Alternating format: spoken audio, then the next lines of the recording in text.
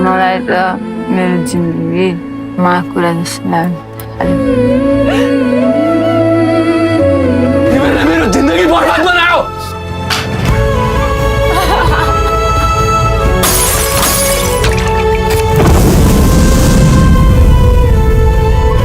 Okay, Anil बुढा मगरजीको चाहिँ घर जाइ पछिको सेकेन्ड मुभी। हामी पो मितमित भयौँ, अलिअलि थाकथुक पर्नु भनेको सामान्य कुरा लिनु पर्यो त्यसरी। अब मितिनीज्यूलाई बिचमा ल्याउने कुरा त भएन नि मितज्यू, यो त अति नै भयो नि होइन र? यो त ठ्याक्कै नेताहरूको जस्तो दुई जुब्रो कुरो पो आयो नि। तपाईँहरूले आफै लिएर आउनु भएको छ भाले प्राथमिकता दिनुहुन्छ पोथीलाई। छ्यात्तेरी, मितिनीज्यूले भने चाहिँ एउटा पोथी चाहिँ ल्याउनु पर्ने थियो कि हामीले। तपाईँहरूको जुन मितेरी सानो छ नि त्यसलाई त्यति हल्का रूपले चाहिँ नलिनु भन्छ है म। के टेन्सन लिएर तपाईँहरू जान हिँडेको के रहेछ भाग्लेको? मिजुकनीको चुरी फेरि पठाउँछ, यिनीहरूलाई कसरी फुटाउने फट्टेले जानेछ। तपाईहरु सबै मिलेर यो अवैध समितिले गरेको निर्णय आधिकारिक मान्ने हो भने स्पिडले कुदिरहेको तपाईको जिप ब्रेक फेल। हलो अड्काएर गोरु चुट्ने काम नगरमै बड्डा। स्यालले बाघसँग जोडिन खोजेकै राम्रो है। अब चुप पसिन्न बड्डा। ले भयो म आछु जिप। म परे मिजुका परे मिजु पर्नु डेला बराबरै भयो। यहाँ अरु केही खेल त भइरहेको छैन नि। अझै 1.5 घन्टा छ बड्डा। तेरो हातमा मात्रै घडी छ भन्ठान्छ चाटा।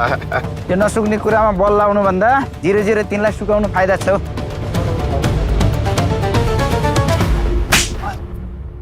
बुझ्न भने परिवार र समाजको अगाडि चाहिँ किन राम्रो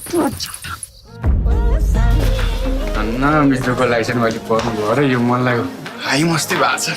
अहिले प्रस्ताव गर्नु न लाइसेन्समा बय गरे पनि तपाईँको अर्थ पुरा हुन्छ। ल एउटा फुत्तार सम्बन्ध बिगार्नु खोज्छ झाँटा। विश्वकर्माले तपाईँहरूको रक्षा गर्छ।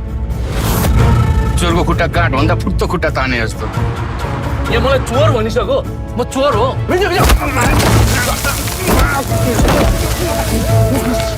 यस्तो कुरो अन्त पुलिसलाई जिम्मा लाग्दै भइगयो नि।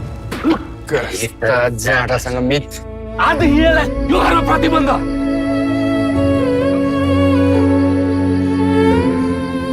मलाई त मेरो जिन्दगीमा कुरा जस्तो लाग्यो।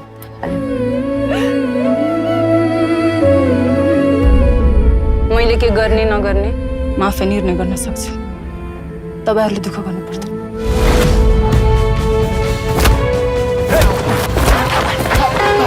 मर्ला सर।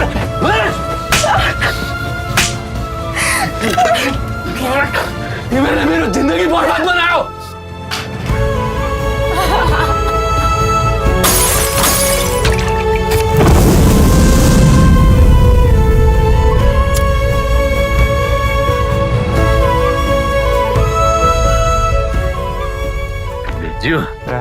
अब यो रुटमा हाम्रो वर्चस्व 50 वर्षसम्म रहनेछ। जेट 8 मिजु।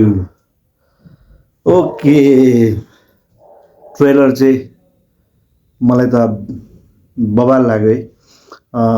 दयाङ राईज्यू र सौगात मल्लज्यूको जुन एउटा कम्बो हुन्छ नि, कबड्डी सिरिज पछि मलाई प्रमिसिङ लाग्यो यो मिजु चाहिँ है। सुरुमा हेर्दै जाँदाखेरि जुन एउटा कमेडी टाइपको थियो नि होइन, एउटा फन्नी टाइपको थियो, बिस्तारै इमोसनल बनाउँदै इन्डिङ एकदमै मन छुने लाग्यो है मलाई चाहिँ। साँच्चै भन्नुपर्दा मलाई चाहिँ साँच्चै प्रमिसिङ लाग्यो ट्रेलर चाहिँ। मुभी राम्रो बनाए जस्तो लाग्यो र यसअघि हाम्रो अनिल बुढा मगरज्यूले चाहिँ घरजै बनाउनु भएको थियो हाम्रो दयाङ राईज्यू र मिलन मगरज्यूसँगको होइन। त्यो मुभी पनि राम्रो बनेको थियो, कमर्सियली हिट भएको थियो। र अब यो मिजूमा चाहिँ हामीले सुपरस्टार भनेर दुवैजनालाई उहाँहरूले मेन्सन गर्नुभएको छ, दयाङ राईज्यू र सौगात मल्लज्यूलाई। उहाँहरूले चाहिँ एकदम डिजर्भ गर्नुहुन्छ है सुपरस्टार चाहिँ होइन।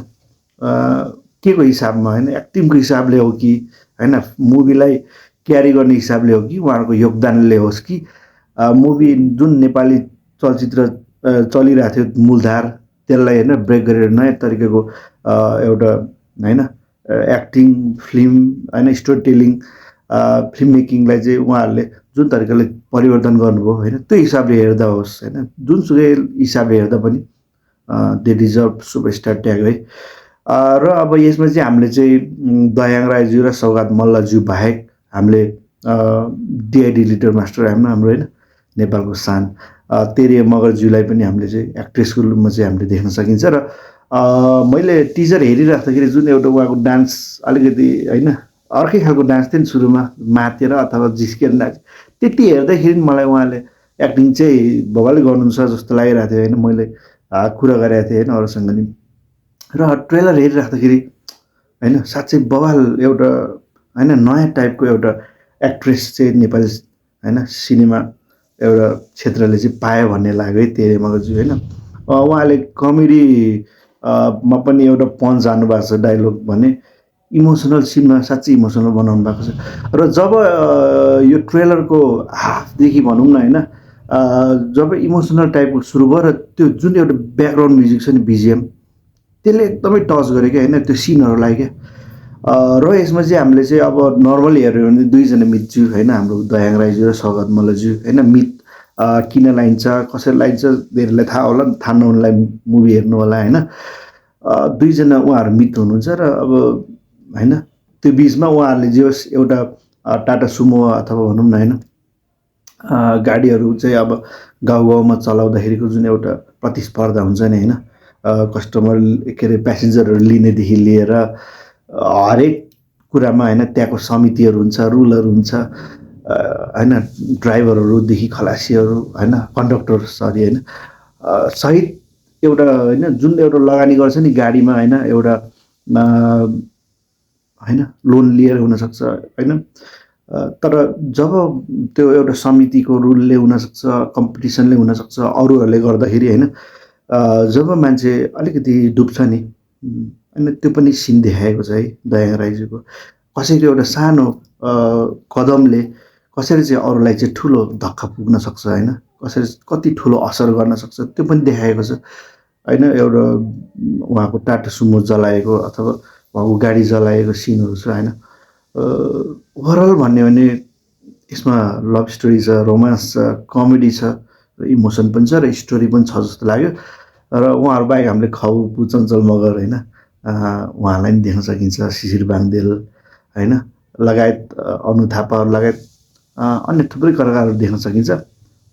मलाई चाहिँ साँच्चै राम्रो लाग्यो है। अब ट्रेलरले एकदमै मन छुने र मुभीले निराशन बनाउने काम नहोस् होइन धेरै धेरै शुभकामना।